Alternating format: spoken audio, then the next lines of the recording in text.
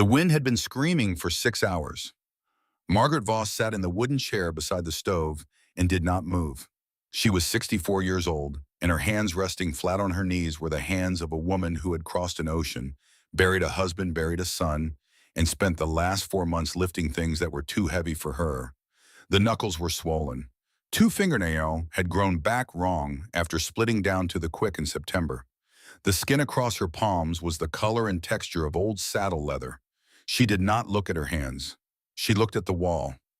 Outside, the temperature had fallen to 31 degrees below zero and was still dropping. The wind was not a sound anymore. It was a pressure, a physical thing, pressing against the house from every direction at once, looking for a way in. Finding none. She opened the small notebook on her knee, pencil in hand. She wrote the number slowly the way a person writes when they want to make sure they remember. Outside, -31. Inside, 47. Fuel consumed since 6 o'clock, 9 twisted hay bundles. Wall movement, none.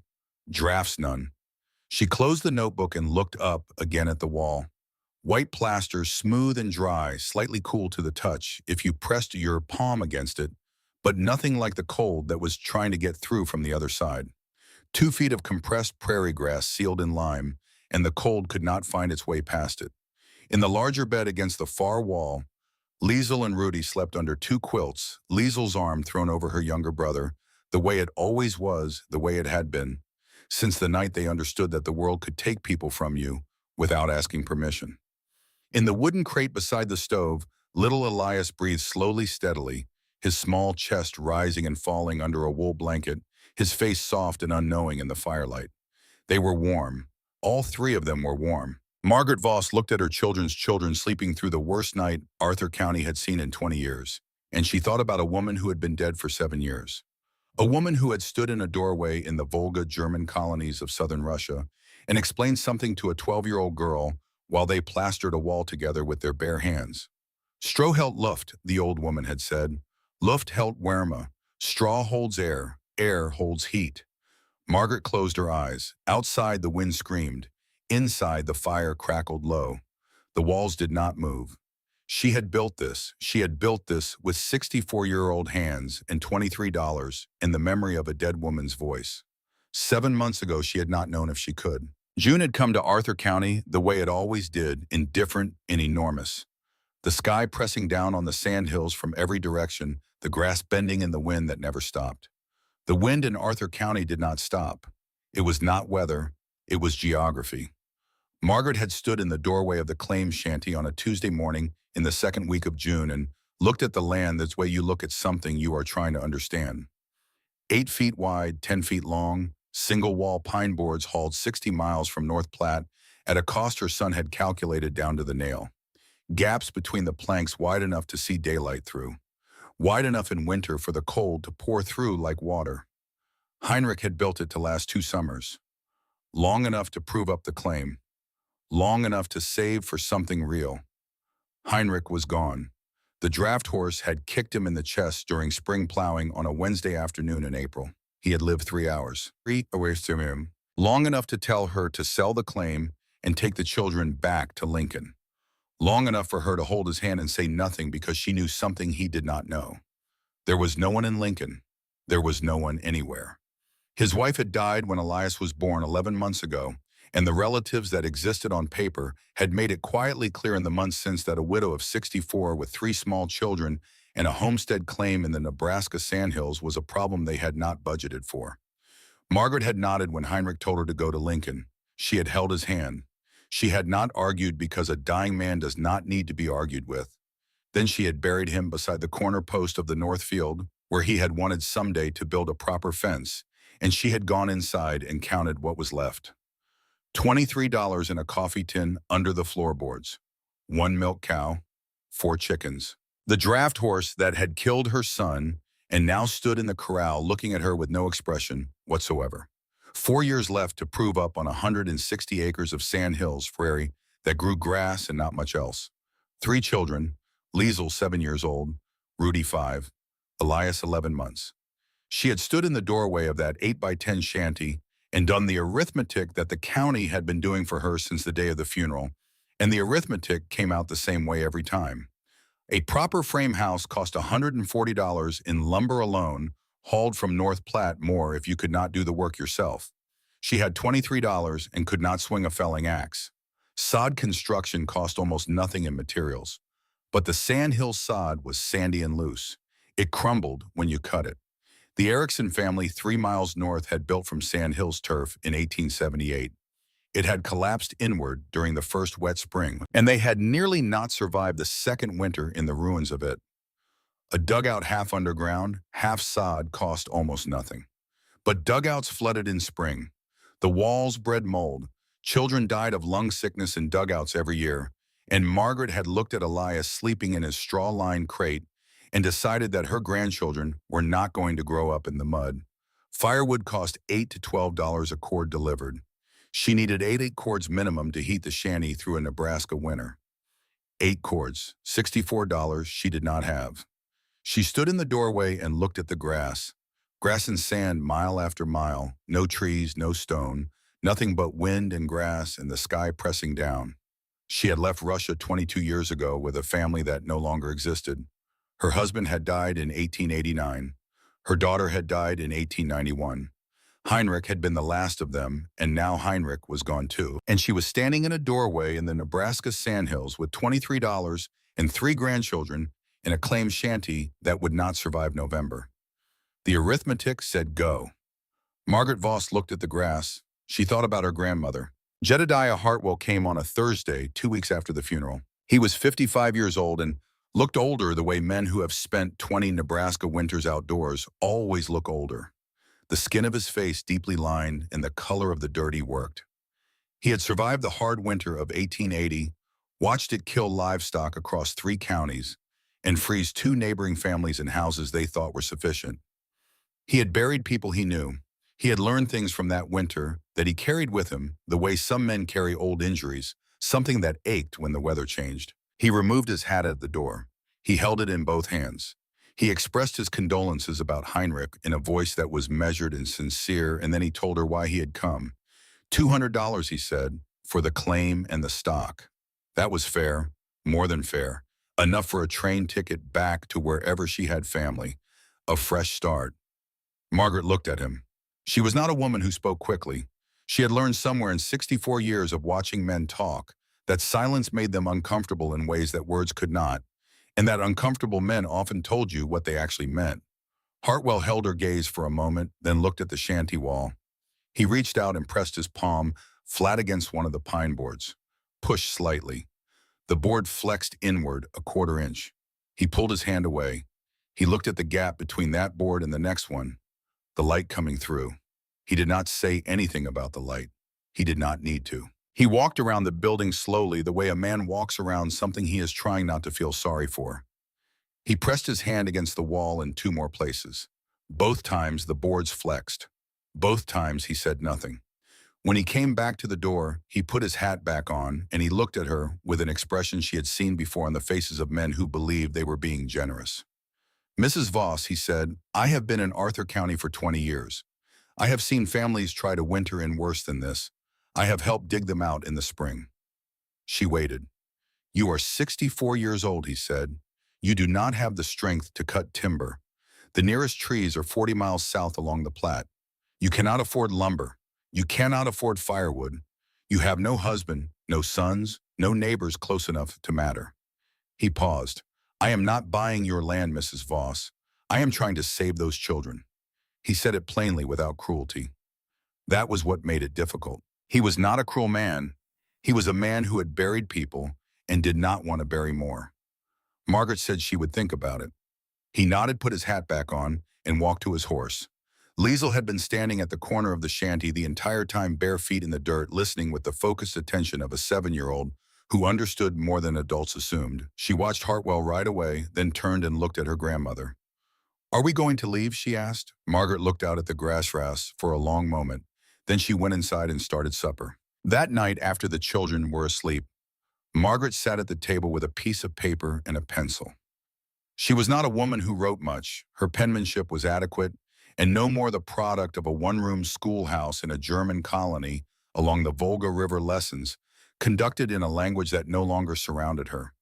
But she knew enough English to write a letter, and she knew enough arithmetic to understand what the numbers meant, and she had been sitting with both of those things for 2 weeks without doing anything about them.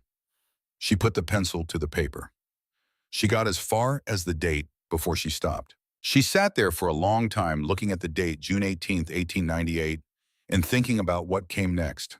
A letter to the school in Lincoln, an explanation that 3 children needed placement, a request that someone arrange what she could not arrange herself. The words existed. She knew what they were. She had assembled them in her head a dozen times in the 2 weeks since the funeral, turning them over, checking their grammar, making sure they said what they needed to say without sounding like a woman who had given up. She put the pencil down. She did not pick it up again. Instead, she thought about her grandmother. Not the practical memory, not the lesson about straw and air and heat, but an earlier memory, further back when Margaret had been very small and Oma Hilda had been very old, the two of them sitting outside on a summer evening in the village while the men talked and the other women cooked, and Oma Hilda watched everything with the calm, comprehensive attention of a person who had already decided what she thought about the world. Margaret had asked her once what she was looking at. Everything, the old woman had said. I am looking at everything so that when I am gone, someone will remember what it looked like. Margaret sat at the table in the dark Nebraska summer for a long time. Then she folded the paper in half without writing anything on it and put it in the stove. She went outside. The night was warm and enormous. The stars overhead so dense they looked like something solid you could reach up and touch. The grass moved in the wind with a sound like breathing. The sandhills rolled away in every direction, dark against the darker sky, acre after acre after acre of nothing that anyone wanted, and 160 acres of it belonging to a woman with $23 and an idea she was not yet sure was an idea. She looked at the grass. Straw holds air. Air holds heat. The grass was not straw, but it was close enough to be something. Franz Bauer's claim was 2 miles southeast across open prairie that offered no shade and no shelter from the wind that blew every direction at once. Margaret walked it the following morning with Elias strapped to her back in a cloth carrier she had made from a feed sack, Rudy's hand in her left hand, and Liesel walking ahead the way she always did, looking for wildflowers and finding them with the systematic efficiency of a child who treated every task as a competition. Franz was working the baler when they arrived. It was a second-hand machine bought from a rancher in Ogallala the previous year, and it was magnificent in the way that purely functional things can be magnificent, loud and purposeful and absolute in what it did. Loose hay went in one end, dense rectangular blocks came out the other. Each bale weighed 50 to 70 pounds depending on the grass, compressed so tight you could stand on one without crushing it. Margaret watched for several minutes without speaking. Franz had not noticed her yet, or if he had, he was the kind of man who finished what he was doing before addressing anything else. She walked to a stack of bales from the previous harvest, the ones that had been sitting outside since autumn. The exterior surface was dark with weather, the outer inch of hay discolored and damp-looking. She reached out and pulled at the surface layer. It came away in her hand dark and soft. She pushed her fingers deeper into the bale. 6 inches in the hay was dry, pale, clean, untouched. She pushed deeper as far as her fingers would reach and found something else beneath the dryness. A faint warmth, the sun partly, but something more than the sun, something she recognized from a long time ago, in a very different country. Still air, trapped inside the compression, held there by the weight of the grass pressing down on itself from every direction. Still contained, motionless air that the cold and the wet and the wind could not get to because the hay itself would not let them. Straw holds air, air holds heat. She was still standing there with her hand buried in the bale when Franz walked over, wiping his hands on his trousers. He was a broad, quiet man, maybe 45, with a face that did not change much regardless of what was happening to it. He had come to Arthur County 5 years earlier from a German-Russian colony in Kansas. The same kind of people. Margaret had come from the same villages, the same language, the same particular combination of stubbornness and practicality that came from being German in Russia for 100 years and then American in Nebraska, never quite belonging anywhere but somehow surviving everywhere. He expressed his condolences about Heinrich. He said Heinrich had been a good man. He said it the way a man says something he means but has already said too many times in too many similar conversations. Then he waited. Margaret asked him how many bales he could make from an acre of wild grass. He frowned. Good tall blue stem, he said maybe 80 bales. Sand hills, grass shorter, maybe 50. She asked how much he would charge for 200 bales. He looked at her for a moment. Then he looked at Elias on her back, at Rudy standing close against her leg, at Liesel who had stopped looking for flowers and was now watching the adults with her arms crossed in a way that made her look approximately 40 years older than she was. "What do you want with 200 bales?" Franz said. "Walls," she said. He did not laugh. He was not that kind of man. But something in his face went carefully still. She told him about Oma Hilda, about Batza, the mud brick construction of the Volga German colonies. Mud mixed with chopped straw walls 2 feet thick that stayed cool in summer and warm in winter that had stood for generations in a climate not entirely unlike this one. She told him about still air, about what she had just felt inside his old bale stack. Franz listened without interrupting. That was also the kind of man he was. When she finished, he was quiet for a long moment. Then he told her methodically and without condescension every way it would fail. The bales would shift, he said.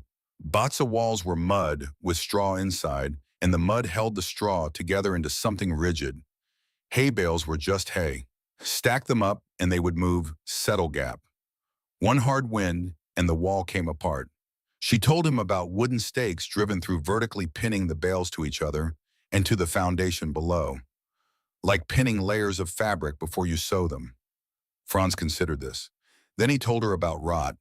Hay got wet, hay rotted. One leak in the roof and the walls turned to mold by spring. She told him about plaster. Lime plaster on every surface inside and out. A full inch on the interior for fire resistance. An inch and a half on the exterior to shed water. The plaster sealed the bales the way mud sealed the straw in Batza. Franz considered this too. He was running out of specific objections and he knew it, but she could see he had not run out of general doubt. He told her about mice, rodents, an entire ecosystem of things that would consider 2-foot-thick hay walls an invitation. Lime plaster stops them, she said. Lime is caustic. Nothing lives in it. Franz rubbed his face with one hand. He looked at the bales. He looked at her. He looked at the 3 children who were all watching him now, even Elias, who had woken up on her back and was regarding him with the solemn, unreadable attention that very small children sometimes fix on strangers. "Mrs. Voss," he said carefully, "I will be honest with you. I know Batza. My grandmother built with Batza, but those walls had mud. Real mud, clay-based structural. The clay is what held everything together. Hay bales don't have that." "I know," she said. "Then you know this might not work." "I know it might not," she said. "But the lumber costs $140. The firewood costs $64 I don't have. The dugout would kill them with mold by spring, and the shanty will kill them in January." She looked at him steadily. "I have $23, she said, "and I have 200 acres of grass that nobody wants. Tell me what else I should do." Franz was quiet for a long moment. He looked at the baler. He looked at his bale stacks. He looked at the 64-year-old woman standing in front of him with a baby on her back and not enough money to survive the winter in any conventional way, and an idea that might be madness and might be something else entirely. He told her he would lend her the horses. Not because he thought it would work, he said, but because he was not able to say no to a person who had come 2 miles across open prairie with 3 children to ask him a serious question. And because if it did not work, he would rather have been wrong than have done nothing. He did not offer to help build. He did not say he believed in the idea. He said he would lend the horses and he could let her have some bales on credit payment in labor, or eggs, or preserves next year, whatever she had. Margaret thanked him. Liesel, standing nearby, looked at Franz with an expression that was something between respect and assessment. She did not say anything, but she had stopped crossing her arms. She bought bales from Franz and from 2 other neighbors. $8 here, 12 their payment promised in future eggs, in future labor, in future apple butter, from an orchard she did not yet have. She cut wild grass from her own claim and paid Franz's oldest son $1.50 to run it through the baler, getting 53 bales from her own land. By the middle of July, she had 140 bales. She needed 200. She started hauling in early August. The draft horse pulled a makeshift sledge she had built from old boards and rope, 8 bales at a time. the sledge grinding across the summer dry prairie on runners that were barely adequate for the job. 2 miles to Franz's claim, load the sledge. 2 miles back, unload. 2 miles to the next neighbor's claim. 2 miles back. The children rode on the sledge, going out when it was empty. Coming back loaded with bales, Liesel and Rudy walked alongside while Margaret led the horse. Elias rode on her back in the feed sack carrier. By August 8th, she had 47 bales at the building site. By the end of the first full week of hauling, she had the foundation done. She had walked to a creek bed 2 miles east before dawn. Each morning filled a canvas sack with flat stones, walk back. 12 trips a day. The children helped. Liesel could carry 4 stones in her apron. Rudy could carry 2. By the end of the first week, she had enough stone to raise the first course of bales 6 inches off the ground, enough to keep the moisture from wicking upward into the hay. The foundation was 16 feet by 20 feet, a house twice the size of the claim shanty, big enough for 3 children to grow up in, big enough to add a room someday, if someday ever arrived. By August 15th, she had the walls to window height, 89 bales in place, 49 days until the first hard freeze. By August 22nd, she had 131 bales, walls to the height where the roof would eventually sit. 42 days. Her back had seized on the 18th day of stacking. She could not stand up straight. She worked bent over for 3 days, moving between bales at an angle, lifting with her legs. Because her back would not cooperate, the pain running from her left hip up through her shoulder blade, like something structural, had shifted. She did not stop. There was no arrangement she could make with her body that allowed for stopping. She stopped eating breakfast. Then she stopped eating lunch. The food had to last. The children had to eat. She ate dinner with them every evening and told herself it was enough and tried to believe it. By the end of August, she weighed less than 95 pounds. She had started the summer at 110. Rudy found her crying behind the chicken coop one evening after she had thought everyone was asleep. He was 5 years old, and he stood there in his bare feet in the dirt, looking at her with an expression so serious it was almost frightening. And then he put his arms around her neck the way he always did and held on. Mama would come back for them, he said. He still believed this, sometimes the way 5-year-olds believe things that are not true because the alternative is too large to hold. Margaret held him and said nothing about his mother. She held him until she could breathe again, until the shaking in her hands stopped, and the sound of the wind in the grass was just the wind in the grass and not something else. I can carry more stones tomorrow, Rudy said into her shoulder. I know you can, she said. I know. September brought Orville Speck. He was the owner of the general store in Arthur, the county seat, 7 miles east. He had extended credit to Heinrich the previous spring for seed and tools and nails, a debt of $11 that was now Margaret's problem by the simple arithmetic of death and obligation. He arrived on his horse on a Thursday morning while she was laying bales, and he sat in his saddle and looked at the structure rising out of the sand hills prairie with the expression of a man seeing something he did not have a category for. The walls were almost done. She had 178 bales in place. The gaps between courses were stuffed tight with loose hay. Wooden stakes had been driven vertically through the bales every 18 inches, pinning each course to the one below, and the one above the whole structure locked together from foundation to top plate. It looked, even she had to admit, like nothing anyone in Arthur County had ever seen before. Speck did not dismount. He told her she owed him $11. She told him she would pay after harvest. She had wheat coming in. He smiled without warmth and listed the ways that Heinrich had also intended to pay after things that had not happened, and he told her he was not in the business of extending credit to people who were building their own coffins. He looked at the walls. One spark, he said, and the whole thing goes up. Those children, too. The walls will be plastered, she said. Lime plaster inside and out. Hay does not burn through plaster. Hay burns, Speck said. Everyone knows it burns. Hartwell told you. Bauer told you. Now I'm telling you. She looked at him steadily and said nothing. He told her he wanted his $11 by the end of the month, or he would take the cow. She told him she had the money. She did. It would leave her with $9. He told her to bring it to the store. Then he told her he was going to let people in town know what she was building. He told her they should know not to encourage it.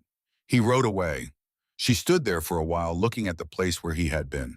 Then she went back to laying bales. The community changed after that. Women who had brought casseroles after Heinrich's funeral stopped visiting. The pastor stopped by once briefly and suggested that her refusal to accept Hartwell's offer showed a kind of pride that was not becoming in a widow. The school teacher, a decent young woman named Miss Hartigan, who had genuinely good intentions and absolutely no understanding of what she was dealing with, told Liesel one afternoon that there were families in Lincoln who would take her and children who needed someone exactly like Liesel to help them. Liesel came home with her face white and her eyes red and told her grandmother what the teacher had said. Margaret sat down on the floor beside her granddaughter and held her face in both hands. "Are we leaving, say?" Liesel asked. "We are not leaving," Margaret said. "They say the house will fall down. It will not fall down. They say you're not right in the head." Margaret looked at her granddaughter. 7 years old enough to be afraid, old enough to need something true. "Do you think I'm not right in the head?" she asked. Liesel considered this with the full seriousness it deserved. "No," she said finally. "I think you know something they don't know." Margaret kissed her forehead. "That is exactly right," she said. "I do." She went back to work. By the end of the first week of September, the walls were done. She had 200 bales in place. The gaps were sealed, the stakes were set. The top plate was a single length of timber, the only significant piece of lumber in the entire structure, laid across the top course of bales to carry the weight of the roof framing that would come next. She stood at the edge of the building site in the last of the September light and looked at what she had built. 2 months of work. 2 months of bleeding hands and bad back and no lunch and a 5-year-old child's arms around her neck in the dark. It did not look like a house yet. It looked like a large, regular pile of hay with a timber laid across the top. But the proportions were right: 16 by 20 feet, the corners square, the courses level. The wooden stakes caught the late light where they protruded above the top course. She pressed her palm flat against the wall. Still air inside. Trapped and held and waiting. Oma Hilda, she thought. Oma Hilda, I built it. I don't know yet if I built it right, but I built it. The wind came across the sandhills from the northwest the way it always came, the way it had been coming since before anyone in Arthur County was born. She did not flinch from it. She went inside and made supper for her grandchildren, and she did not stop to think about whether she was going to succeed, because that was a question for the winter, and the winter was still coming, and there was still a roof to build. The rain came on the 8th of September without warning. Margaret had learned in 2 months of living by the weather that the sky over Arthur County did not always have the decency to announce itself. It could be clear at noon and murderous by 4 in the afternoon, the clouds building from nothing in the northwest, like something alive and purposeful, stacking themselves into shapes that had no business existing over flat ground. She had been laying the final courses of bales all afternoon, working in the pale September light that slanted low across the sandhills and turned the dry grass the color of old copper. The roof framing was still 2 weeks away. The walls were not yet closed at the top. They stood open to the sky, 2 feet of compressed prairie grass rising 8 feet out of the stone foundation, waiting. The first drop of rain hit the back of her hand at 6:30. She looked up.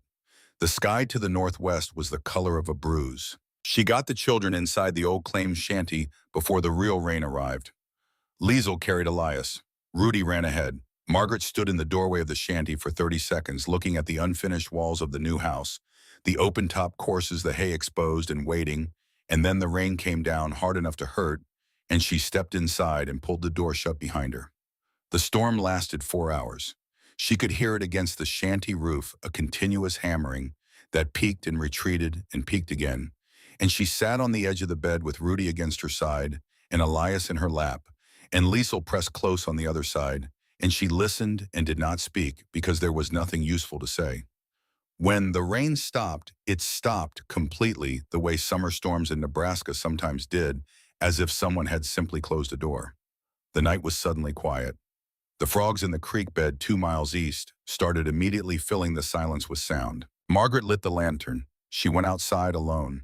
The moon had come out from behind the retreating clouds and lay flat and white across the sandhills, and in its light she could see the new walls standing. They were standing. That was the first thing, the thing she noted before anything else. Still upright, still square. The wooden stakes catching the moonlight where they rose above the top course. She walked toward them. The upper courses were dark with water. She could see it even from 20 feet away.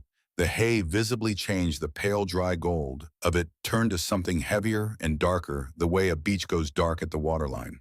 She pressed her hand against the top bale of the nearest wall section and felt it give slightly under her palm, the outer surface soft and yielding, where it had been firm and compact before. Franz's voice came to her clearly, the way voices do when you are alone in the dark and afraid. Hay rots when it gets wet. She pressed harder. Her fingers sank into the outer inch of hay. Wet through, compromised. The material that Speck and Hartwell and everyone else in Arthur County had told her would fail the first time the weather changed. She pushed her fingers deeper. 2 inches in the hay was different. Drier. Still damp, still affected, but not soaked through, not ruined. She pushed deeper still. 4 inches in. 6. As far as her fingers would reach, burrowing into the compressed heart of the bale, past the wet and the dark, and the yielding outer layer. And what she found there was this dry hay. Pale, clean, untouched hay, cool against her fingers, but not cold, not wet, not ruined. The compressed core had shed the water. The weight of the grass, pressing in on itself from every direction, had created a density that water could not easily penetrate. Not in 4 hours of Nebraska summer rain, not through 4 inches of packed fiber. The outer surface had absorbed the impact and sacrificed itself the way armor works, and beneath it the structure was intact. She stood there in the moonlight with her hand buried wrist deep in a hay bale, and she understood with the complete and physical certainty that only comes from touching something real that she had been right. Not theoretically right, not right in the way a person is right when they have thought carefully about something and arrived at a logical conclusion. Right the way Almahilda had been right for 50 years of Russian winters, right in a way that the body confirmed before the mind caught up. She started to laugh. It came up from somewhere unexpected.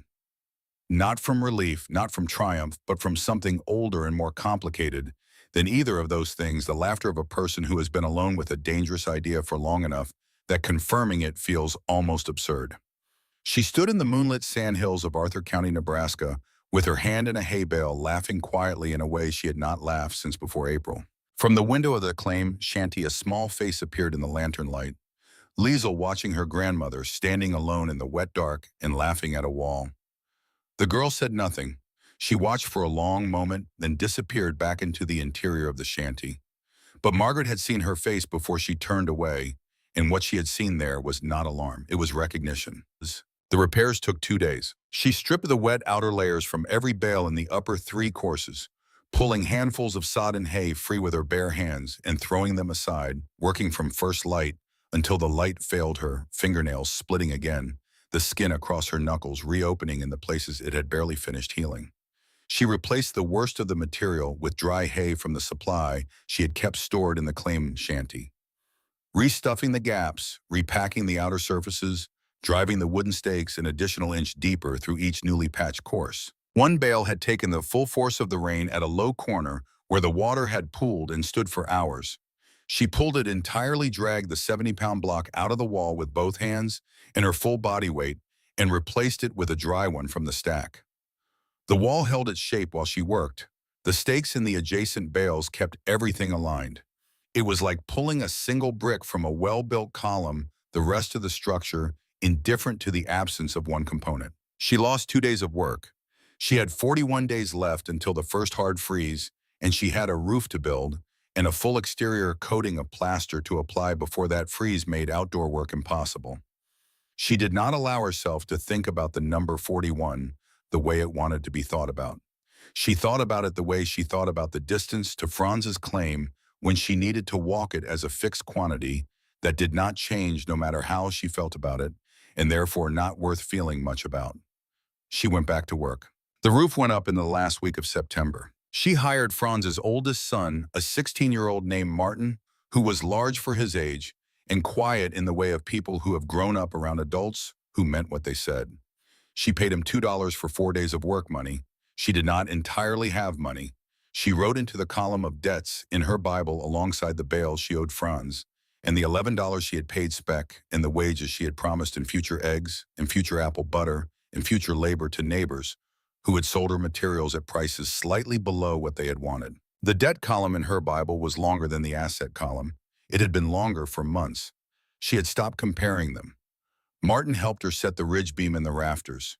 He was strong and unquestioning and did exactly what she told him, which was what she needed because she had studied the roof framing geometry for 3 weeks beforehand, and she knew what she was doing and could not afford to spend time explaining herself. The timber cost $34, hauled from North Platte on a borrowed wagon, the minimum she could obtain for a structure this size: the ridge, the rafters, the roof boards. $34 she paid from the $9 she had left in the coffee tin, and the remaining $25 on credit from the North Platte lumberyard, a debt she had secured by demonstrating on paper that she had 160 acres of land worth considerably more than $25. The roof boards went down over the rafters. Tar paper went over the boards. Sod cut from a patch of clay, heavy ground along Mud Creek, went on top of the tar paper, 18 inches thick for weight and insulation, the heavy clay-based turf holding the tar paper down against the Nebraska wind and providing an additional layer of thermal mass above the rafters. It leaked in 3 places the first time it rained after completion. She patched all 3 with additional tar paper and additional sod, working on her hands and knees on the roof, while Liesel held the ladder below, and after the second patch job, the leaks reduced to 1 small seep in the northeast corner that she addressed with a double layer of tar paper and a quantity of clay mud packed into the joint between the ceiling and the roof board. The leak stopped. October came. The plaster work began in the first week of October, and it was the hardest thing she had done yet, and she had done things over the previous 4 months that she would not have believed possible in June. Lime plaster was not complicated. Lime sandwater chopped straw for binding, mixed in a wooden trough that Rudy had helped her build from salvaged boards on an afternoon in late September when the air was already cold enough to see your breath. The mixture had to be the right consistency, thick enough to hold on a vertical surface, thin enough to work smoothly with the flat boards she used to spread it. She had never plastered anything larger than a window patch. She learned by doing what she had always learned by doing, by beginning and failing, and adjusting and beginning again. The first section of interior wall coming out uneven and too thick in places and thin in others. The plaster cracking in 2 spots as it dried where she had applied it inconsistently. She scraped those sections back to the hay surface and started them again. By the 3rd wall section, she had the feel of it. The work had to happen in the afternoon warmth when the October sun had brought the wall temperature above the threshold where plaster would bond properly. She worked from noon until dark every day, moving along the interior walls with the flat board and the trough section by section, course by course, the white surface growing outward from the ground, up covering the rough hay beneath it, sealing everything, transforming what had been a structure of stacked agricultural material into something that looked from the inside like a room. A real room. Liesel mixed plaster beside her, learning the consistency by feel the way Margaret had, asking no questions but watching everything. Rudy carried water from the well. Elias sat in a wooden crate near the stove they had moved into the new structure, once the interior walls were half done, and he watched the proceedings with the grave curiosity of a child who had been born into chaos and had concluded that this was simply what the world looked like. The first frost came on October 3rd. The ground froze at night. The plaster had to be applied in the afternoon window when the sun had thawed the surface sufficiently to allow bonding, and that window was getting shorter every day. She stopped sleeping more than 4 hours. There was no arrangement she could make with the calendar that gave her the time she needed if she slept more than 4 hours, and so she did not sleep more than 4 hours. And she told herself that she could sleep in January when the house was proven and the deep cold had arrived and there was nothing left to do but tend the fire and wait. October 7th, interior plaster complete. She stood inside the finished interior and turned slowly, looking at the white walls surrounding her on all 4 sides. The windows, 2 of them glass, she had bought in August for $4, letting in the pale October light. The door salvaged from the claim shanty hung on new hinges. The stovepipe rising through the roof in the northeast corner. It looked like a room, an ordinary room. You could not see the hay. You could not see the months. You could only see a room where before there had been nothing, and something about that invisibility was both satisfying and strange, because the invisibility was exactly the point. October 8th, exterior plaster started. The cold made the exterior work brutal in a way the interior work had not been. She was working outside in October, Nebraska, when the plaster wanting to stiffen faster than she could spread it.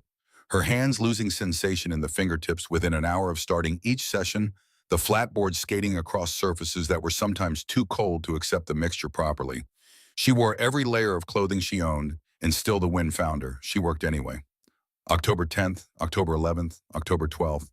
The geese went south in long V formations overhead, their calling carrying down through the cold air with a purpose that seemed almost contemptuous, as if they knew something about what was coming and had the good sense to be somewhere else for it. October 14th. She finished the exterior plaster at 3:30 in the afternoon, 2 hours before sunset. She stepped back. The house stood before her in the October light, 16 feet by 20 feet. The exterior walls white and smooth from the stone foundation to the base of the sod roof. One door, two windows, a stovepipe, a lean-to shed attached to the north wall for the cow and chickens, sharing enough wall with the main structure that the animals would benefit from the building's warmth without being inside it. It looked like a house, an ordinary, unremarkable house. The kind of thing you might ride past on the road between Arthur and North Platte and note briefly and forget. Nothing in its exterior suggested what it was made of. Nothing indicated the 200 bales of compressed prairie grass sealed inside the plaster. Nothing visible showed the 4 months of bleeding hands and broken sleep, and not enough food, and the specific loneliness of being the only person in the county who believed in what you were doing. She pressed her palm flat against the finished exterior wall. The plaster was cool and dry and hard. The wall behind it did not flex, did not move, did not breathe. It was simply there, solid and indifferent, the way walls are supposed to be. That evening, 2 hours after she finished, the first snow of the season began to fall. She moved the children into the new house the same night. There was no reason to wait, and several reasons not to. The claim shanty was what it had always been. Gaps in the boards wind through the walls, a structure that had been inadequate in June and was more inadequate in October, and there was a house standing 20 yards away that she had built with her own hands, and it was time to know what it was. She moved the stove first, carried it herself with Liesel, holding the opposite corner, the two of them moving the cast iron unit across the bare ground in the light snowfall, fitting the stovepipe through the hole she had cut and sealed with clay. She moved the beds, the table, the chairs. She moved the crate Elias slept in. She moved the coffee tin with $9 inside, all the money she had left in the world. She lit a fire in the stove. The children sat on the bed and watched. The fire caught. The cast iron began to tick and expand with the heat. Warmth moved outward from the stove in slow waves, touching the white plaster walls and being held there, absorbed into the density of the hay behind the plaster stored. 50 degrees on the kitchen shelf thermometer. 55, 60. It's warm, Liesel said. She said it simply as a statement of observed fact, the way she said most things. Yes, Margaret said, it is. There is no wind. Rudy said. He was correct. The sound of the wind outside was present but diminished, as if moved to a greater distance, as if the house had stepped back from it somehow. The 2-foot walls between them and the Nebraska October were doing exactly what 2-foot walls were supposed to do, and what every neighbor and creditor and well-meaning man on horseback had told her 2-foot walls of hay could not do. Rudy pressed his palm flat against the wall beside the bed. Is this our real house now? He asked. This is our real house, Margaret said. Elias laughed at something. The fire shadows on the ceiling, or the warmth on his face, or simply the fact of being 1 year old in a room that was safe. He laughed the way very small children laugh, completely and without reservation, as if the entire world had just done something unexpectedly wonderful. Margaret sat in the wooden chair beside the stove. Outside, the snow kept falling. November came and then December, and the house held. She kept the thermometer in its place on the kitchen shelf and made a record in her notebook every morning at first light before the fire was rebuilt, from the overnight coals, and every evening at last light after the day's heating was done. November 15th, 12 degrees outside at dawn, 41 degrees inside without a fire. She built a small fire, 3 twisted hay bundles, and within 40 minutes the interior temperature was 58 degrees. November 20th, 5 degrees outside, 58 inside with fire. Fuel consumed in 24 hours, 11 bundles. She noted this and wrote underneath it in the careful, deliberate penmanship of someone keeping evidence, claims shanty would have required continuous fire to maintain 40 degrees. Full cord in 4 days. December 1st, 8 degrees below zero outside. 54 inside with fire. The fuel consumption was the number that stopped her breath when she wrote it every time. The old claim shanty, the 8 by 10 box of single-wall pine with its gaps and its drafts, and its thin board walls that flexed when the wind pushed them, had required a fire burning most of the night to hold a temperature above freezing. The hay bale house held its heat for hours after the fire died. The thick walls absorbed warmth during the day and released it slowly through the night, the way a stone holds the sun after the sun has gone, giving back what it received long after the source was gone. She was burning less than a quarter of what her neighbors were burning. The cow in the lean-to shed stayed warm enough that the milk did not freeze in the bucket before she brought it inside. The chickens laid through November, which they had never done in the claim shanty because laying requires a minimum temperature, and the minimum was being maintained without extraordinary effort. Jedediah Hartwell rode by in early November. He sat on his horse at the edge of her claim and looked at the house for a long time. Smoke rose from the chimney in a thin, straight column, which meant the air outside was still, which happened sometimes in November before the real winter began. He could hear, she knew, the children's voices from inside. He could see the thermometer mounted on the exterior wall beside the door, a thing she had hung there deliberately, something she could point to. She came outside when she saw him. Hartwell looked at the house. He looked at her. He was not a man who apologized in advance of being proven right, and he was not yet certain he was wrong. Warm autumn doesn't prove anything, he said. Wait until January. Wait until a real blow. He rode away without dismounting, without coming closer than 20 feet, without taking his hat off. She watched him go. She went back inside. Franz Bauer came for coffee in the last week of November. He arrived on a Tuesday morning without announcement, the way people arrived on the plains, because there was no practical mechanism for announcing yourself, and everyone understood this, and he knocked twice on the door of the hay bale house and came in when she told him to. He stood just inside the door for a moment. She watched him register the temperature. She had learned to watch this in the visitors who had come singly and in pairs to see the house since it was finished. There was a specific physical adjustment that happened in people when they stepped out of Nebraska November into a room that was warmer than they expected. Something in the shoulders, something around the eyes, a recalibration. Franz made this adjustment and then stood there looking at the walls. He walked to the nearest wall and pressed his palm flat against the plaster, held it there, took his hand away. He looked at the thermometer on the shelf, which read 52 degrees. He looked at the stove, which held a small fire considerably smaller than anything required to maintain 52 degrees in a building of this size through a Nebraska November morning. He sat down at the table when she gestured toward the chair. She poured coffee. He wrapped both hands around the cup and looked at the table surface for a while. It is working, he said. So far, she agreed. The deep cold has not come. No, he said. It has not. He drank his coffee. He looked at the walls. He listened to the sound of the November wind outside, which was present, but distant, which was the right word for what the walls had done to it, moved it to a greater distance, without eliminating it, made it someone else's problem. I have been thinking, Franz said, about the stake placement. He paused. If you ran a second row of stakes offset by 9 inches from the first, you would get a better distribution of the lateral load. I did some tests with bales in my barn last week. He paused again in the way of a man who has said something that implies things he has not said. Margaret poured more coffee. I think you might be right, she said. He nodded. Also the plaster mixture. If you add more chopped straw to the second coat, the fiber reinforcement prevents the fine cracking you sometimes see in the first coat over bales because of the differential movement between the hay and the lime as they respond to temperature change. He looked up. I have been reading about it. There is not much written down. I have been thinking it through from first principles. You have been thinking about it quite a lot, she said. He looked at the wall. I was wrong, he said. Not about the concerns. The concerns were real. I was wrong about the conclusion I drew from the concerns. He finished his coffee. He stood up and buttoned his coat. My brother-in-law has a claim 12 miles west, he said at the door.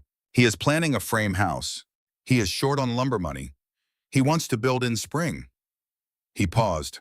I told him I would bring him to see yours before he decides. Margaret looked at him. I hope I was wrong, he said. I hope you prove all of us wrong. She refilled his cup before he left, and he took it with him because it was cold outside and he had not finished it. He brought it back 2 days later washed. On the second day of December, a thing happened that she had been waiting for and dreading in equal measure. Elias got sick. It began as a cough, the ordinary cough of a child passing through winter, unremarkable, and expected the kind of thing you note and watch and do not act on because children cough in winter, and most of the time it is simply what it is. By the evening of the third day, it was not simply what it was. She knew the difference. She had raised Heinrich through his childhood illnesses, and she had helped her daughter-in-law in the months before Elias was born, and she knew the particular sound that a child's cough makes when it has crossed from ordinary to something that requires watching more carefully. The barking quality of it, the way it came in spasms rather than as a single reflex. The sound beneath it, the wet resonance that said the airways were involved in a way that went beyond the usual winter inflammation. She picked Elias up and held him against her chest, with his head elevated the way her grandmother had taught her, the way every woman who had ever managed a household of children without access to medical care learned to hold a sick baby. She sat through the night of December 3rd beside the stove, the fire small and steady, the walls holding the heat, the way they held everything without drama, without complaint. She had quinine in the tin on the shelf purchased in Arthur in September. She measured a careful dose by the light of the oil lamp and gave it to him, and he swallowed it and coughed and swallowed again, and she held him and listened to the wind outside and did not sleep. By the morning of December 4th, his fever had broken. She sat with him in her lap for 2 hours after the fever went down, not because it was necessary, but because she was 64 years old and had been sitting with him in her lap since April, and she was not yet ready to put him down. Liesel came and stood beside her without speaking. After a while, Margaret said, "He is better." "I know," Liesel said. I could hear him breathing change. "When did you learn to listen for that?" Margaret looked at her granddaughter. "From you," Liesel said. "I learned it from watching you." She was 7 years old, the same age Margaret had been, when Oma Hilda first took her small hands and pressed them into the wet clay of the Batza wall and showed her what 2-foot-thick walls felt like from the outside, dense and patient and indifferent to weather built, to outlast the reasons you built them. Margaret looked at the wall behind Liesel's head. The plaster was white and smooth and dry. Behind it, 200 bales of compressed Nebraska prairie grass held still. Air in every fiber, the way they had held it since August, the way they would hold it until the structure finally failed, from whatever it eventually failed from, which would not be today. She was beginning to believe it would not be January either. But January was still coming. January was always coming, and Jedediah Hartwell was right about one thing, which was that a warm autumn proved nothing, and that the only test that mattered was a real blow. A true Nebraska blizzard with the wind from the northwest and the temperature dropping faster than logic said it should, and the whole weight of the Great Plains winter bearing down on 2 feet of prairie grass and lime plaster, and one woman's determination to have been right. That test was still ahead of her. She held Elias in her lap and listened to him breathe. She waited. The morning of January 19th dawned mild. 28 degrees, partly cloudy, a light wind from the south that carried almost no threat in it. The kind of January morning that makes you think the season has decided to be reasonable, that the worst of it has already passed, that the calendar has turned a corner you did not notice turning. Margaret had lived long enough not to trust it. She had watched the sky the evening before standing outside after supper in the dark January cold, looking northwest the way the old-timers looked northwest when they wanted to know what was coming. The moon had risen clear and full, but around it at a distance, a perfect ring of diffused light circled the disk like a halo. Ice crystals high in the atmosphere catching the moonlight and bending it into a complete circle. She had seen that ring once before in the winter of 1880, the year the hard winter came down from Canada and killed livestock across 3 states and froze families in houses they thought were sufficient. She had been in Lincoln in 1880. She had a house and a husband and walls that kept the cold out well enough. She had heard about what happened on the plains from people who came through afterward, people with a particular look in their eyes that came from having survived something they did not yet have language for. She went inside and filled every bucket and pot and basin she owned with water from the well. She brought the cow and the 4 chickens into the lean-to shed while the morning was still mild, settling them with fresh hay and a bucket of water that she knew would not stay liquid for long once the temperature dropped. She banked extra hay around the interior base of the lean-to walls where the cold came up from the frozen ground. She checked the stovepipe clearance in the ceiling, the place where the metal met the sod roof, making sure the seal was intact and the draft was clean. She brought in enough twisted hay bundles to stack 4 feet high against the interior wall beside the stove. Liesel watched all of this from the doorway. "Something is coming," the girl said. It was not a question. "Yes," Margaret said. "Something is coming." How bad? Margaret looked northwest, where the sky was still clear and mild and entirely unconvincing. "I don't know yet," she said, "but we will be inside before it arrives." They were inside by noon. The clouds had begun building in the northwest at 10:30, not gradually, but with the purposeful urgency of something that has been gathering strength for a long time and has decided it has gathered enough. They rose higher than clouds had any reasonable business rising over flat ground, a dark anvil formation climbing into the upper atmosphere with a vertical dimension that made the sky feel compressed below it, the air between the clouds and the earth suddenly smaller and closer and wrong. The south wind died completely at 11:45. The silence that followed lasted perhaps 3 minutes. Then the wind came from the northwest. By 2 in the afternoon, the temperature had fallen to 18 degrees. By 4 o'clock, snow was falling, not the gentle preliminary snow of ordinary Nebraska winter storms, but something horizontal and purposeful, driven by a wind that had crossed 500 miles of open plains without meeting anything significant enough to slow it down. By 6 o'clock, Margaret could not see the well from the doorway. She stood in the doorway for 30 seconds, looking at the white nothing where the well was, feeling the wind press against her, with the physical force of something that did not distinguish between objects and obstacles, that simply moved and expected everything in its path to move with it. Then she stepped back inside and pulled the door shut and dropped the latch bar into place. The walls did not move. She had expected something, some acknowledgement from the structure that the wind had arrived, some creak or shift or settling of the bales against each other under the lateral pressure. The claimed shanty had moved in autumn storms, the boards flexing inward, and the whole small building shuddering on its inadequate foundation like an animal that had been struck. The hay bale house stood as if the wind were not there. She could hear it. Outside, the storm was audible, a sustained roar that rose and fell with the gusts, but never dropped below a level that made ordinary conversation feel slightly effortful, as if you were speaking in a room where music was playing. But it was outside. It was happening to the exterior surface of the plaster and the sod roof and the stone foundation, and none of it was getting through. She built up the fire, checked the thermometer on the kitchen shelf. 49 degrees. She wrote it in the notebook. Outside temperature estimated 18 and falling. Inside 49, fire moderate. The blizzard arrived before midnight. What had been a severe storm became sometime around 11 o'clock in the evening of January 19th. Something that had no useful comparison to ordinary winter weather. The wind speed doubled. The sound changed from a roar to something higher and more continuous, not a howl which implied variation in rhythm, but a sustained scream that occupied every frequency at once, the sound of something vast and without intelligence or intention, moving across the earth at a speed that made the word wind feel entirely insufficient. Ice crystals drove through the air in horizontal sheets so dense they functioned as a solid. The space between the house and the lean-to shed 20 feet away transformed into a wall of white that no light could penetrate and no person could safely enter. Margaret sat beside the stove with her notebook open on her knee. She checked the interior thermometer every hour on the hour and wrote the number down. 11 o'clock, 47 degrees, fire small.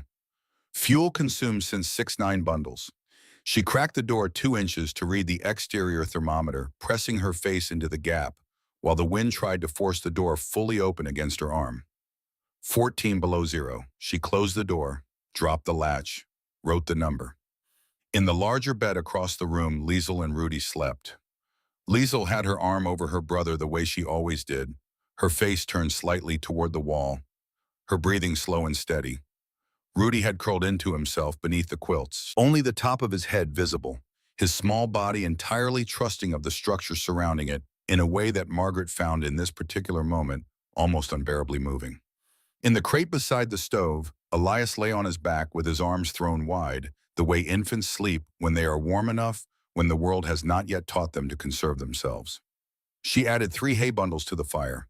The flames caught and the iron began its familiar ticking expansion, and the warmth moved outward in slow circles, touching the white plaster walls being absorbed, stored held.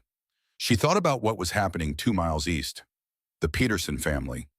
John Peterson had built his claim shanty the same year Heinrich built his, the same single-wall construction, the same pine boards from North Platte, 8 by 12 feet, with a family of 5 inside it.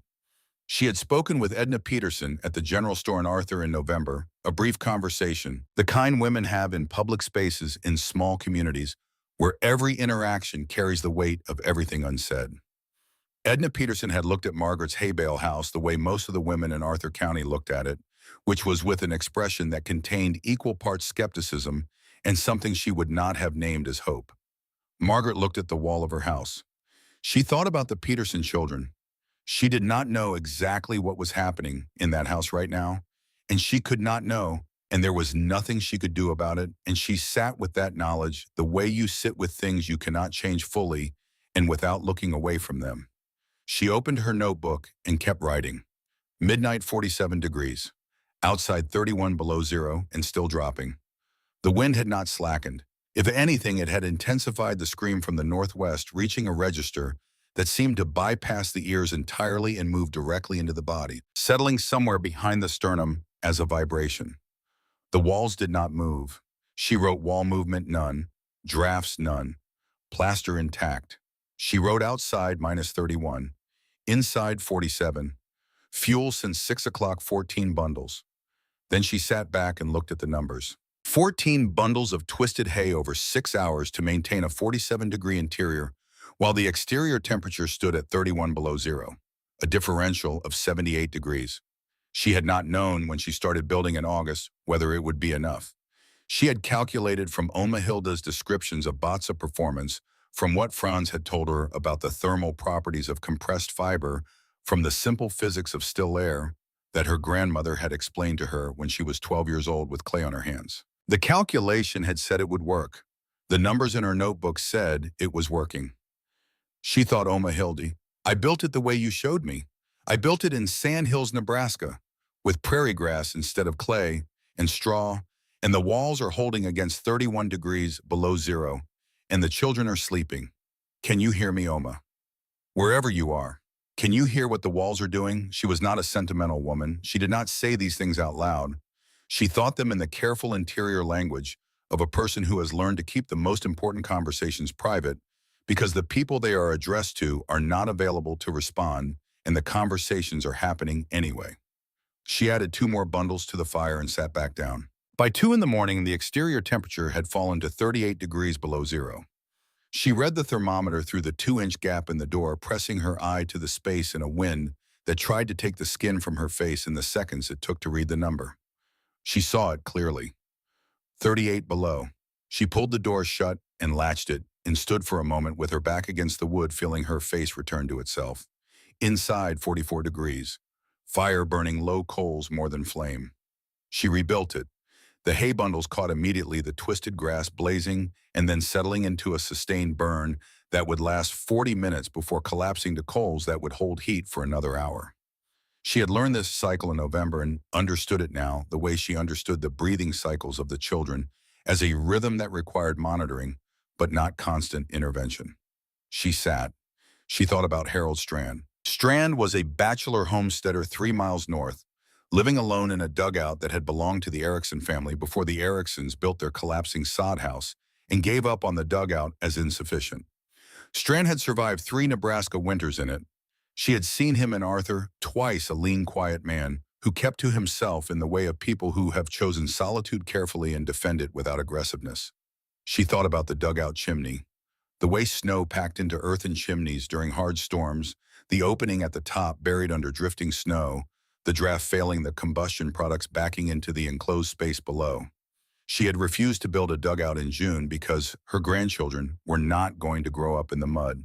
She had not known then in June that she was also refusing something else.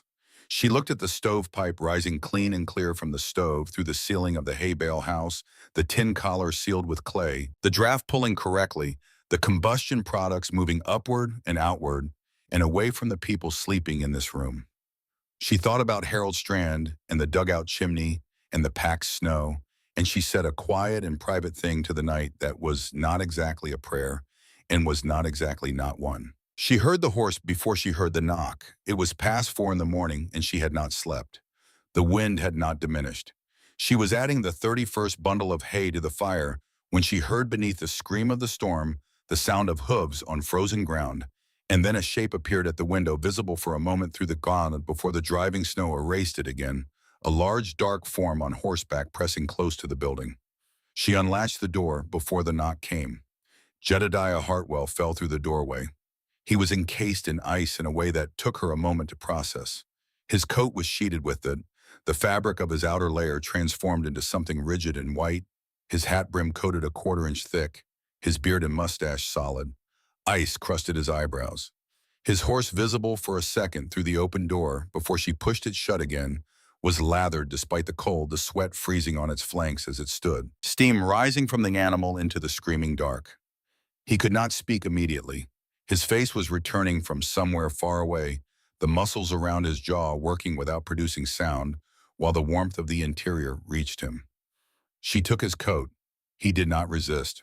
She pushed him toward the chair beside the stove, and he sat in it with the heaviness of a man who has been riding in 38 below wind for however long it had taken him to get here from his ranch 2 miles northeast, which at the speed a horse could safely move through a blizzard like this one was perhaps 45 minutes. He had seen the light, he said, when he could speak. His voice was a ruin of itself, stripped down by cold and wind to something barely functional. He had been checking his outbuildings, and he had seen a lamp burning in this direction through the storm, and he had known that anyone with a lamp burning at 4 in the morning in this weather was either dead or in trouble. She nodded. She looked at his hands, which he was holding carefully away from his body, the fingers not yet knowing what temperature they were. She brought a basin of room temperature water and put his hands in it without asking permission, and he did not object. She turned back toward the stove. She had been so focused on Hartwell and his ice-cased coat and his ruined voice and his hands that she did not immediately notice what else had changed. She noticed it through the ordinary action of turning the ordinary scan of the room she performed automatically every time she turned the children. The fire, the thermometer, the crate. Elias was awake. He was not crying. That was the thing she registered first, the absence of crying, and then she understood why he did not have the energy to cry.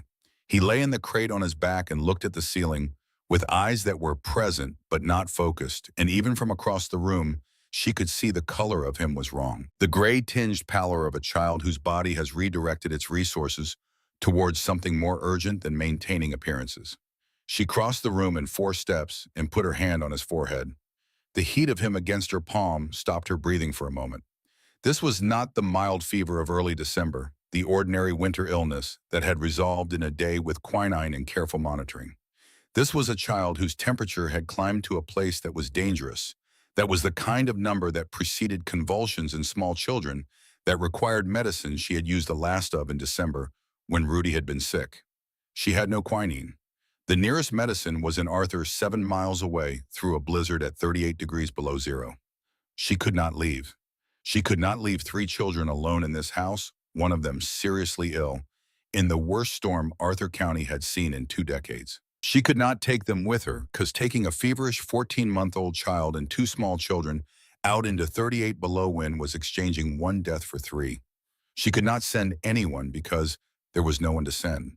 She picked Elias up carefully and held him against her chest with his head elevated and turned toward Hartwell, who was sitting in the chair with his hands in the basin and his eyes beginning to focus properly. She said, "How are your hands?" He looked at them in the basin. He moved the fingers. He said, "They will be fine." He paused. "The child," he said. "Fever," she said. "High. I have no quinine. The last of it went in December." Hartwell looked at her. He looked at Elias in her arms. He looked at the white walls of the house that she had built from prairie grass and lime plaster, and 78-year-old knowledge that she had carried across an ocean and across most of a continent to use in a Sandhills claim shanty on a Tuesday morning in June when there was no other option. He took his hands out of the basin. He stood up. 7 miles to Arthur, he said. The road south is partially sheltered by the ridge line after the first 2 miles. I came from the north, which is worse. Going south will be faster. She looked at him. He was a man who had told her in June that her grandchildren would freeze or burn. He was a man who had sat on his horse in November and told her that a warm autumn proved nothing. He was a man who had built his frame ranch house 20 years ago with confidence and maintained it with expertise and had watched it drop to 38 degrees inside while he burned 3 cords of wood in 36 hours trying to keep his family alive. He picked up his coat from where she had laid it over the chair back. It was still rigid with ice, the outer surface a shell rather than a fabric, and he put it on without expression. "I will bring quinine," he said. "Keep him elevated. Keep the room warm. If the fever peaks before I return, pack his feet in cool cloth from the water basin." He was at the door. She said his name. He stopped. She looked at him across the room. This man who had wanted her to fail, who had looked at her walls and her $23 and her 64-year-old hands and calculated that she was going to die out here and take her grandchildren with her. This man who had come through a blizzard at 4 in the morning because he saw a lamp burning and decided that meant someone needed help. "Thank you," she said. He opened the door. The blizzard came through the gap for the 2 seconds it took him to step through and pull it shut behind him, filling the room with a blast of air so cold it was a physical impact, dropping the interior temperature by 6 degrees in a single breath. Then the door was shut and latched, and the walls absorbed the cold and gave it back to the outside where it belonged. She sat down with Elias in the chair beside the stove and held him and waited.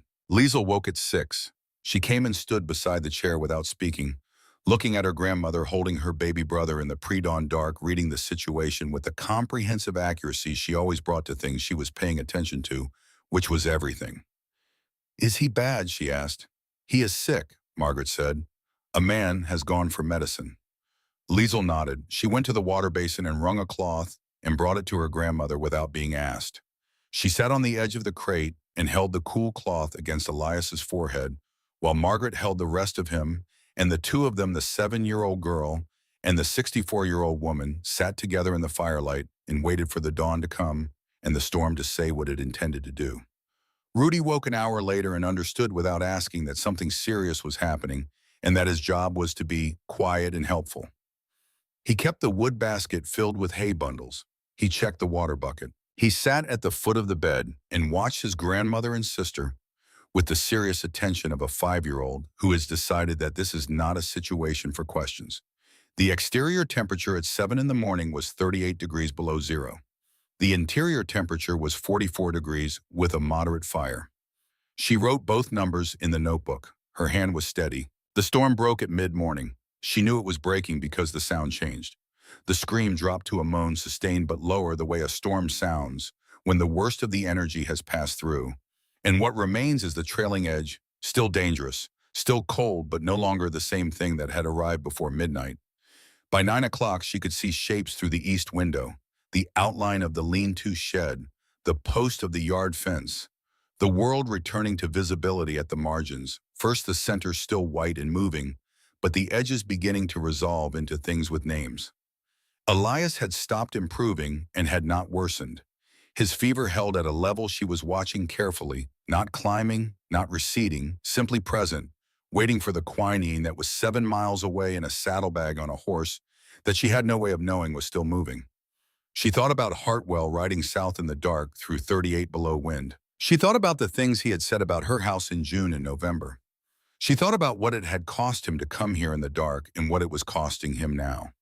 She had lived long enough to know that when a person does something that contradicts what they have said, the doing is the truth and the saying was something else, something that came from a different place and should be understood accordingly. At 4 o'clock in the afternoon, she heard a horse. She had Elias in her arms when she opened the door. Hartwell was on horseback at the edge of the yard, dismounting slowly, his movements careful in the way of a man whose body has been to a very cold place and returned and is still in the process of confirming that all the parts are present. He came inside. He brought quinine in a paper packet from Caldwell's store in Arthur. He brought news delivered in the flat voice of a man reporting facts he would have preferred not to know. Harold Strand was dead, found in his dugout that morning by a neighbor checking on him, frozen solid in his chair, the chimney packed solid with snow, the fire long dead. The Peterson children had frostbite. John Peterson's right hand had been white when his wife dragged him back inside from the storm, and the 9-year-old boy had lost the feeling in 3 toes on his right foot that might not come back. Hartwell looked at the walls while he said these things.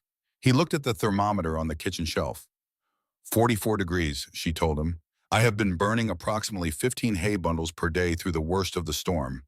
He was silent for a moment. My house, he said, reached 38 degrees inside. Kishwan, I burned 3 cords in 36 hours and still could not maintain 40. Nobody spoke. He looked at the walls again. The white plaster, smooth and dry, the 2 feet of compressed prairie grass sealed inside it, doing exactly what Omahilda's Batza walls had done in a German colony along the Volga River, doing what her grandmother had promised it would do when Margaret was 12 years old with clay on her hands and a question about why the walls were so thick. She measured the quinine and dissolved it in a small amount of water and gave it to Elias in careful spoonfuls. He swallowed and coughed and swallowed again. She held him upright and watched him breathe and said nothing. Stay for coffee, she told Hartwell. The storm is over. You rode 14 miles today. Rest before you go home. He stayed. Elias's fever broke that night. She felt it go, felt the burning leave his skin, and the temperature drop to something that meant the body had turned the corner and was coming back. Felt his muscles relax from the rigid tension of high fever into the loose surrendered heaviness of a child in true sleep. She put him in the crate and covered him with the wool blanket and sat back in the chair. She did not sleep. She sat and watched him breathe and listened to the wind, which was still present outside, but reduced now to something that could be called ordinary, something that was simply Nebraska winter, rather than the specific catastrophe of the night before. She thought about her grandmother. She thought about a summer evening in southern Russia when Omahilda had been perhaps 70, still strong, still precise in her movements, her hands knowing exactly where they were and what they were doing the way old hands do when the knowledge in them has been laid down over so many decades that it operates below the level of thought, pressing the Batza mixture flat and smooth against the wall with an expertise that made it look effortless, explaining as she worked. The wall is not what keeps you warm, Oma had said. The air inside the wall is what keeps you warm. The wall just holds the air still. That is all it does. Everything else follows from that. Margaret looked at the white plaster wall of the house she had built in Nebraska. Everything else follows from that. Jedediah Hartwell came back on January 24th. She saw him from the window riding toward the house from the northeast, and she watched him dismount before he reached the yard in a way she had not seen him do before. He tied his horse to the fence post, which she had also not seen him do before, and he stood for a moment in the January morning, looking at the house from the outside. He stood for perhaps 3 minutes. She watched from the window. He was looking at the walls, or at the plaster surface of the walls, pressing his palm flat against the exterior, at one point the way he had pressed his palm against the claim shanty boards in June, testing for flex, for movement, for the thing that would tell him what was inside. The plaster did not move. He came to the door and she opened it before he knocked. He removed his hat. He came inside and stood in the center of the room and turned slowly the way Franz had turned in November, the way everyone who came into this house turned, reading the temperature of the space around them without quite deciding to. He looked at the stove, small fire, coals mostly. He looked at the thermometer, 52 degrees. He was quiet for a long time. Then he said, my house reached 38 inside. 3 cords of wood in 36 hours, and I still could not hold above 40. She said, yes, you told me. He looked at the wall. He walked to it and pressed his palm flat against the plaster the way he had pressed against the claim shanty boards in June and the exterior plaster an hour ago. He held his palm there for a long moment. Not testing for flex this time. Something else. Something that looked from the outside like a man trying to understand through touch what he could not quite reach through thought. He took his hand away. He told her about his wife. He told her about his 2 children. He told her that they had died in the winter of 1880 in the frame house he had built himself in 1877. The house he had put up with his own hands and his own lumber and his own conviction that he knew what a house needed to be in Nebraska to keep a family safe. He told her the house had reached 22 degrees inside during the worst night of that winter. He had burned everything he had. It had not been enough. He said, I have spent 20 years telling people what they needed to survive in this county because I could not tell myself what I should have done differently. He stopped. He said, when you started building this, I wanted it to fail. Not because I wished you harm, because if it worked, it meant there had been another way. It meant what happened to my family did not have to happen. He looked at the wall. He said I was wrong about this house and about what it meant. Margaret looked at him. She was 64 years old and she had buried a husband and a daughter and a son, and she knew what it looked like when a person was carrying something that had no good place to be put down. She had been carrying similar weight in similar ways for most of her adult life. She went to the stove and poured 2 cups of coffee. She put one in front of him. She did not tell him that it was all right because she was not in a position to tell him that, and he would not have believed it coming from her anyway. She did not tell him that she understood because saying so would have been a claim she had no right to make. She put the coffee in front of him and sat across the table and drank her own cup and let the house hold the warmth around both of them, the way it held everything steadily and without drama, doing the one thing it was built to do. He drank the coffee. After a while, he asked her questions. How thick were the stakes? What ratio of lime to sand in the plaster? How she had handled the corners where the bale courses turned at 90 degrees, which was the technically complicated part, the place where most of the structural vulnerability lived. She answered everything. He listened the way he had listened in June, with the focused attention of a man who was already planning something. But the planning was different now. Not calculating whether she would fail, calculating how to replicate what she had done. At the door, he turned back. He said, I am going to tell people what I saw here. Some of them will not believe me, but some will. And the ones who build it right will be alive in February. She thanked him. He put his hat on. He said, no. Thank you for not dying. I would have carried that the rest of my life. He rode away. She watched him go over the ridge and out of sight. They came one by one after that. The Nielsen family, first a young couple with a new baby in a frame shanty that had nearly killed them during the storm. Mrs. Nielsen asked about everything, drawing diagrams in a small notebook, while Margaret explained, asking questions that showed she was listening and thinking, and already solving the problems she would encounter when she began building herself. Then the Muellers from 12 miles west. Then a farming family from Hyannis that Franz brought to see the house in late February. Then 3 families Hartwell sent people he knew who were planning construction for spring. Margaret showed them all everything. She refused payment every time. My grandmother did not charge me, she said each time someone offered. Why would I charge you? Franz Bauer came back in March and spent an afternoon working through improvements with her, the offset stake placement. He had figured out in his barn the higher straw ratio for the second plaster coat. He was already planning the addition to his brother-in-law's claim 12 miles west.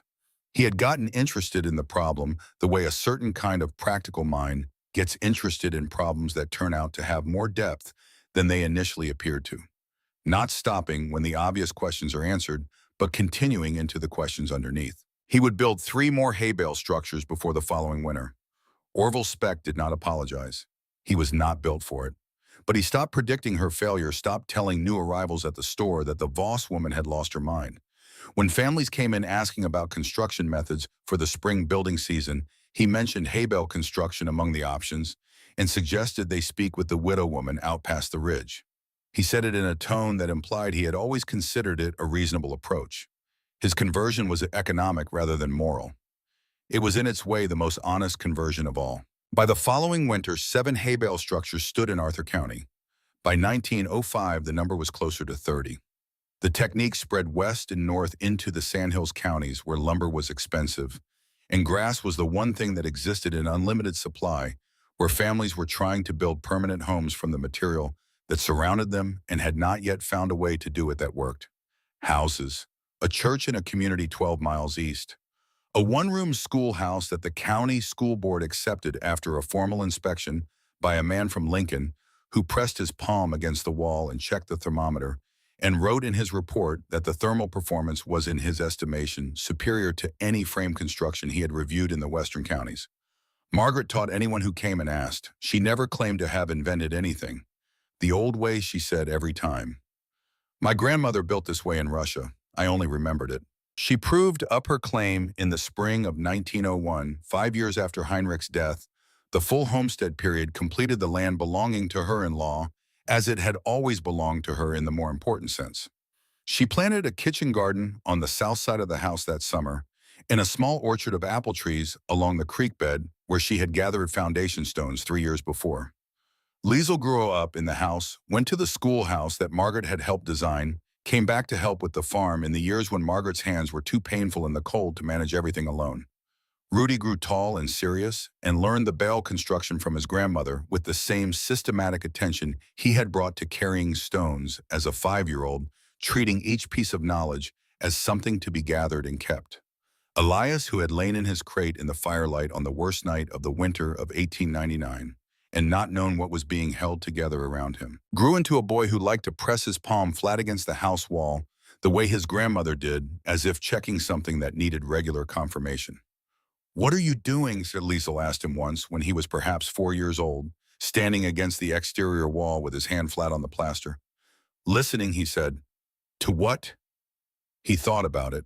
"To the quiet inside," he said. Margaret Voss died in February of 1941 at the age of 83 in the county where she had refused to stop living. The hay bale house was still standing. The original structure, 16 by 20 feet walls, weathered and replastered twice, in 40 years roof rebuilt. Once windows replaced the stove, long since moved to the frame addition Heinrich's generation would have called a proper house. The original structure was used for storage by then hay, ironically enough, and seeds and the apple butter jars from the kitchen garden orchard that was now full-grown and productive. People came sometimes in later years to see it, pressed their palms against the old plaster, tried to feel what was inside. What they felt was what she had known since she was 12 years old, with clay on her hands and an old woman's voice explaining something simple that turned out to be everything. Still air, compressed and held inside 2 feet of prairie grass unchanged from the day it was packed in. The same air that had been trapped there in the August of 1898 when a 64-year-old woman with $23 and bleeding hands built a house that no one believed in.